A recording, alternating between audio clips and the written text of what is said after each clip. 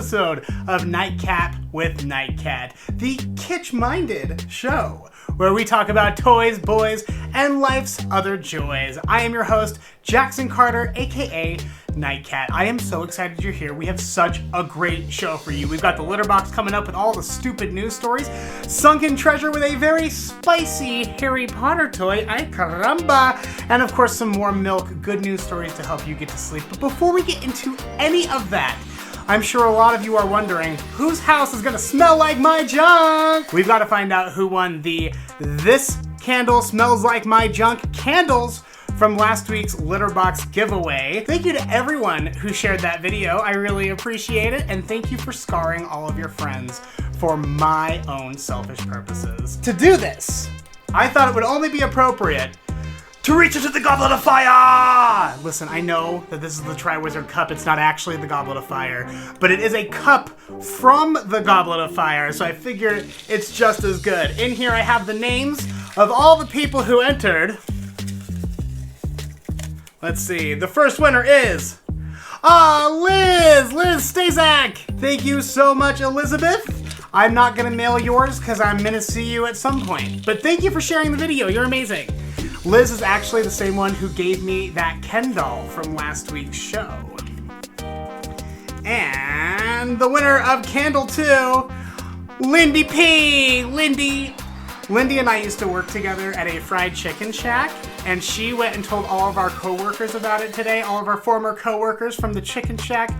I hope they're all watching. Hello, dears. Congratulations. Liz, I'm gonna give you yours. Lindy, I'll have yours in the mail. I'll contact you. I know how to find you. We're gonna do a lot more fun stuff like that. I actually have more giveaways to announce at the end of this episode. But for now, let's get into the LITTERBOX. Ew, what stinks in here?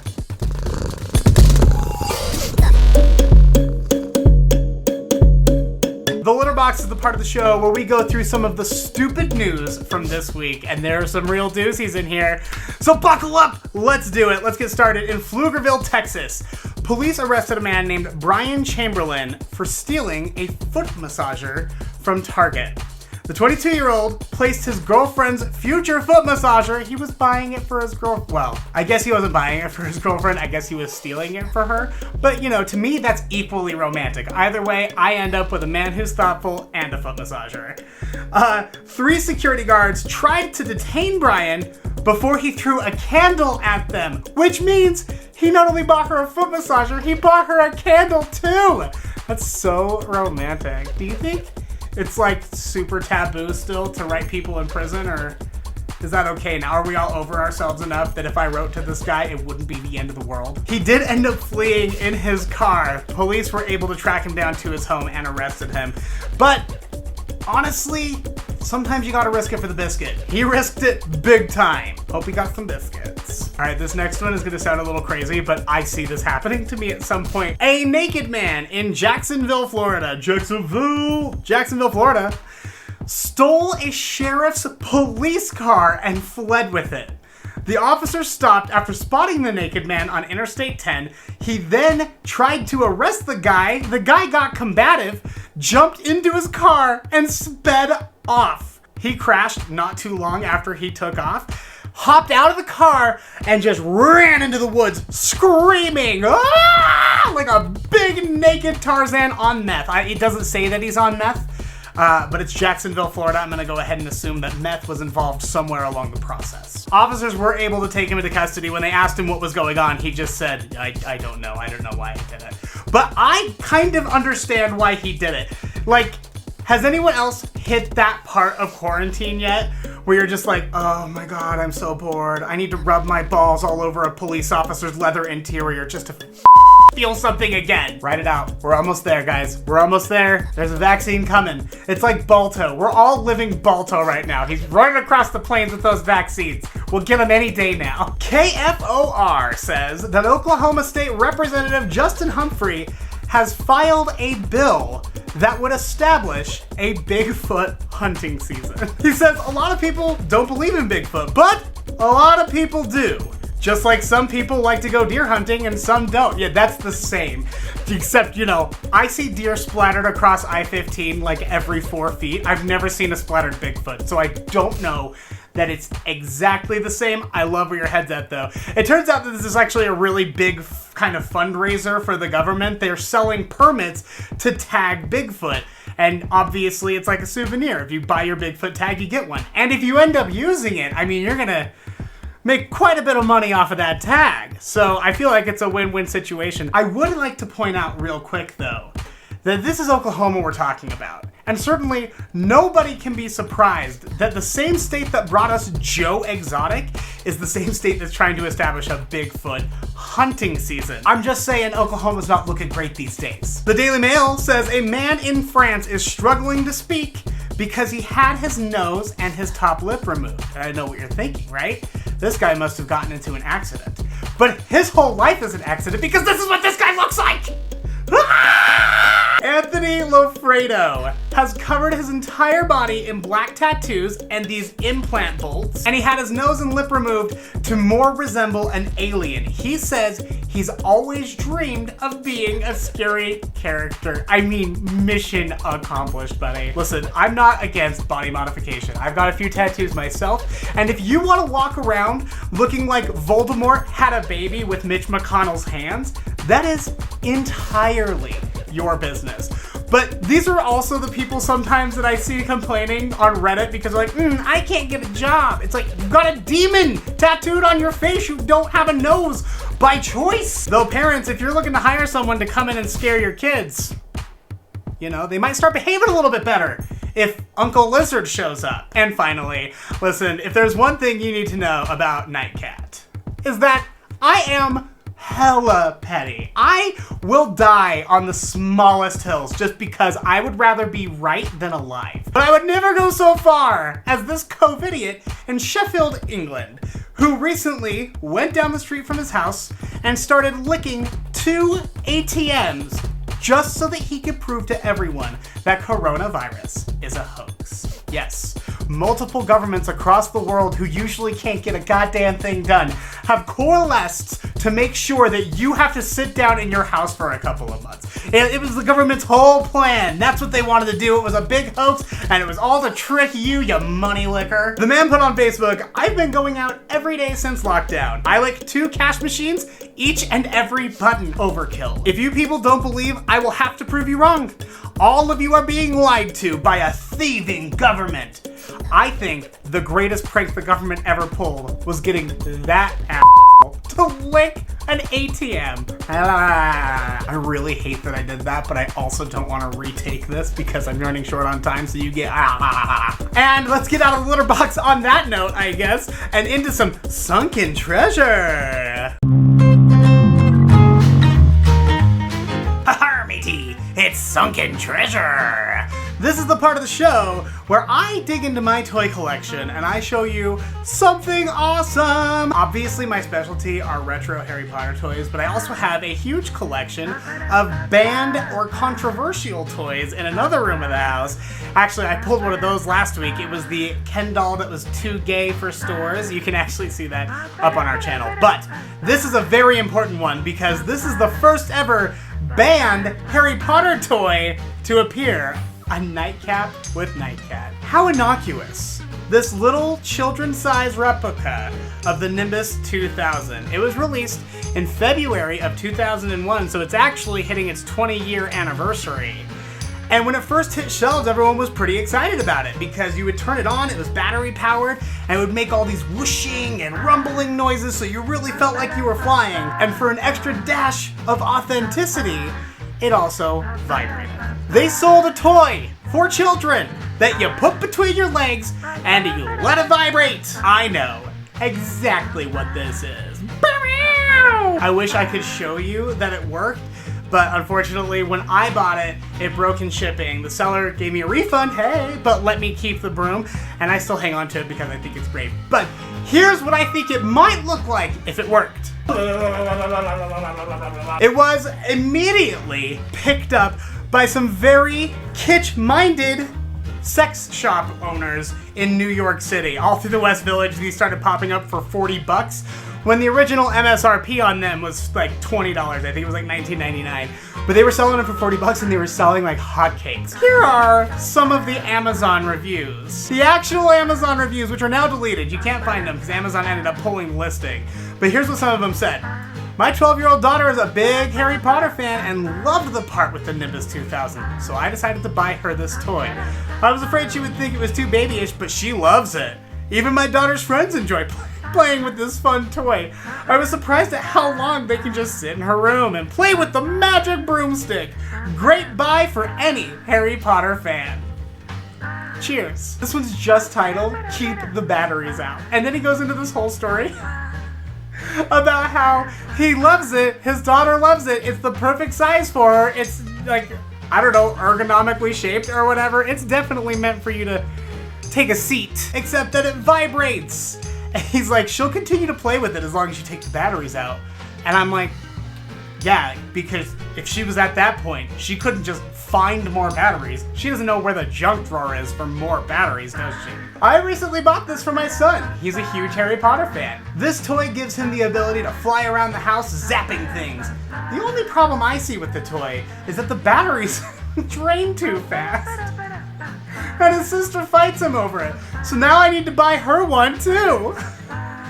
And then there's one that I can't read on this show, but it just goes on to say that it wasn't powerful enough for what she was hoping for. The toy did get recalled, pulled off of shelves. Mattel tries to shudder at the thought that this was ever made. Think about how many people this had to go through. Someone had to think of it. A whole team had to agree with it. Someone had to draw it. Someone had to look at the drawings, build schematics, build the thing, manufacture it, design a box, put it in the box, send it to Mattel. A whole panel of people, including some very pleasured children, I assume, had to sign off like, oh yeah, that's a killer toy. And then it ended up in the stores. That is so many people for them to not realize that this is a vibrator.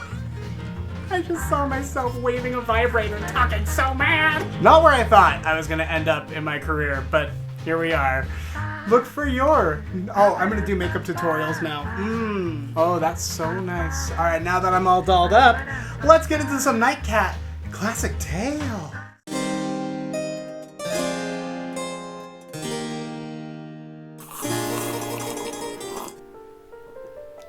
Welcome to Nightcat Classic Tales. This is the part of the show where I relive a past experience for your amusement.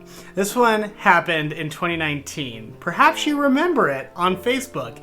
An event page was started that said, Storm Area 51, they can't stop us all. Well, it turns out, actually, they probably could stop us all, but let's not focus too hard on that. The idea was, it was just a joke that someone put out there. Hey, we're gonna all get together and we're gonna do the Naruto run into Area 51, and the military couldn't possibly stop, 1,500 neckbeards or whatever. Anyone who had a Facebook page saw this event, and it was growing and growing, and it grew to the point where even the military had to have a PowerPoint presentation about how to handle this if it were to happen. I work for a morning radio station and we do a lot of stunts. I was known as the stunt boy for a long time because they could pretty much get me to do anything for $50. They loaded up a car and they were like, listen, you're gonna head down to Area 51 and you're gonna storm it. And I was like, but what if the military rains bullets on me? And they just said, I hope you're bulletproof. Have a nice day. I load up my roommate and we head on down to Area 51 and we get there and I'm expecting to see festivals and crowds and cars as far as the eye can see, and there was nothing. Nobody showed up. I literally think they actually might have had 1,500 people total. And I felt bad because all these small businesses had put so much work into this, had planned on hundreds of thousands, if not millions of people showing up, and it was such a bust. In fact, it got so bad, it was mostly just members of the media, like me. Everybody in the media just started interviewing each other because they had nothing to talk about. Some of the festivals continued as planned, and I came across a van that was selling tattoos for $50. And I was like, listen, I don't have anything to put on Instagram. I don't have anything to report to my listeners when I get back about my Area 51 adventure. maybe I get a tattoo.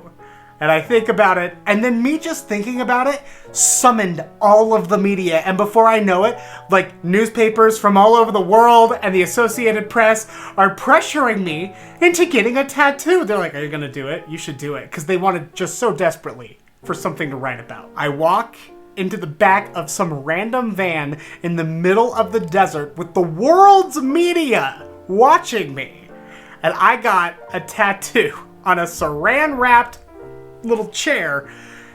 I'll just show it to you because it's a masterpiece. Boom!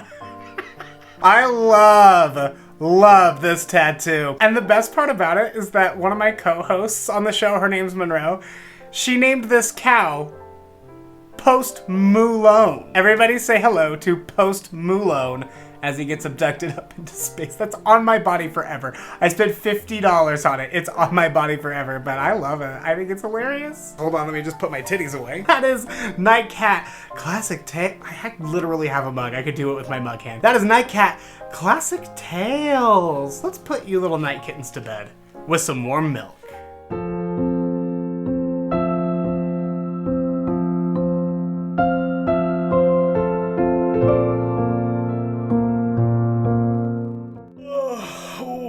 Warm milk, good news stories to help you get to sleep tonight. If you've been dreaming about quitting your job, I might have the solution right here on my fancy little card.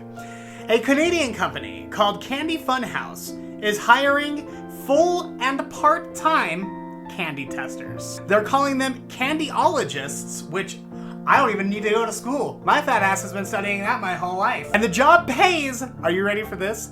$30 an hour, girl. The job posting reads, candidates will be responsible for tasting and reviewing from 3,000 products that we currently carry. And at $30 an hour, you can absolutely afford any diabetes medication that you're gonna need as a result of this job. All right, thank you so much. That's Warm Milk, and that is the show. Before you go though, I do want to comment, thank you for noticing my sweater. It's very cute. This is actually kind of an inside joke from last week's Sunken Treasure about the gay Ken doll. So if you want to go take a look at that, please do so. But here's how you could get yourself, oh yes, one of these kitsch-minded t-shirts or sweatshirts. Here is how it's gonna work. Now, I've been doing lots of research. I'm new to YouTube. I just wanna make sure I'm not breaking any of the rules. One of the things I've been looking into is YouTube's algorithm. Research is showing that 90% of the content made on YouTube is made by channels like mine, who have less than 1,000 subscribers. But they get less than 10% of the views on YouTube. So for some reason, YouTube's thirsty ass algorithm won't show my videos to people until we have 1,000 members in the Clouder. If you don't know what that is, it's the name for a group of house cats. It's called a Clouder. You're my Clouder. Each one of you is a night kitten, but collectively, you're my Clouder. So we need to add about 800 cool cats and kittens to the Clouder so that we can actually get this channel moving a little bit more. Get some more videos up, get some higher quality equipment. I want to make it the best possible show for you because that's who I do it for. It's just because I love you so much. Here's how we're gonna do this, okay? I busted out my Martha Stewart crafting and I made the 1K Someday Omometer. Every week I'm gonna update this with the total of subscribers that we have on YouTube. I actually already have to update it because I posted this on Instagram yesterday and we broke through the threshold. We were small boys, but now we're thick, honey. I'll be updating it before each video every week so that you can keep track of it. But the best part is that for every quarter milestone that we hit, I'm gonna be giving away a prize. We have already hit 250 subscribers, so we are going to do another round of 100 Nightcap with Nightcat Series 1 stickers. So if you didn't get one yet, or if you'd like another, make sure to put your information into the Google Doc in the description of this video. I'll put you in the sticker club. I'm gonna pick 100 of those people and you're getting stickers. Once we get past 500, we're gonna do another 100 sticker drop of a Series 2 sticker. I'm gonna show you the design later. It's so cute. Once we pass 750, you better believe we're doing a Series 3 sticker, honey bunny. Plus, I'll be giving away 5 kitsch-minded t-shirts. Once we hit that sweet 1K, when YouTube decides to start taking us seriously, Oh, it's on. I will be doing another round of 200 stickers, and I will be making 10 grand prize kitsch-minded t-shirts. So this is the part where you come in. I can only fill this thermometer with you telling your friends, sharing the videos, sharing the links to the videos that they like. I mean, maybe you don't know anyone who cares about stupid news stories, but they would love the toy collector part. Send them the last Sunken Treasure. All of the videos are isolated and put on my channel. It is really hard to hit this goal. Every YouTuber says the first 1,000 is always the hardest, but I think that you and I, we're a little bit better than regular people. Our group, our clouder, can get this done. Please share, like it, subscribe it, comment on it. Let's hit that 1,000 mark, and I am gonna hook you up with some swag. That's the show. Have a good night. Follow me on Instagram. You can see me fill it in. Bye.